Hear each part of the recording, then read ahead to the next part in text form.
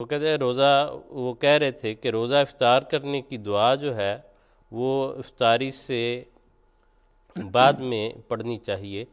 تو وضاحت انہوں نے پوچھی ہے کہ پہلے پڑھی جاتی ہے وہ دعا یا بعد میں پڑھنی چاہیے افطاری کرنے کے؟ اصل میں احادیث میں جہاں افطاری کی دعاؤں کا ذکر ہے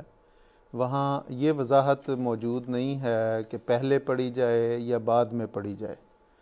اور اس میں یہ ہے کہ حضور صلی اللہ علیہ وسلم جب روزہ کھولتے تو یہ دعا پڑھتے۔ میں اس سے یہ سمجھتا ہوں کہ اس قسم کا شدت کا فتویٰ دینا کہ ضرور ہے کہ کھجور منہ میں ڈالنے سے پہلے پوری دعا پڑھی جائے، یہ بھی شدت ہے اس میں، اور یہ کہنا کہ کھجور کھانے کے بعد دعا پڑھنی ضروری ہے، یہ بھی شدت ہے۔ دراصل بات یہ ہے کہ جس طرح ایک انسانی فطرت ہے اور جو حضور صلی اللہ علیہ وسلم کی ان دعاؤں کا ترجمہ ہے، جو اس کی کیفیت ہے، وہ یہ بتاتی ہے کہ جس طرح انسان ساتھ ساتھ کھاتا ہے اور ساتھ ساتھ الحمدللہ اے اللہ تیرا شکر ہے تو نے یہ عطا کیا، اسی طرح ان دعاؤں کا بھی یہ ہے کہ ساتھ ساتھ حضور صلی اللہ علیہ وسلم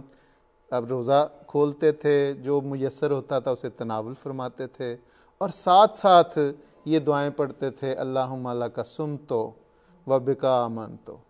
وعلیک توکلت وعلی رزقک افطرت۔ اس میں مختلف ہیں، بعض جگہ پہ اللہم لک صمت وعلی رزقک افطرت اتنی بھی آئی ہے۔ تو جس طرح میں نے عرض کی کہ انسان جب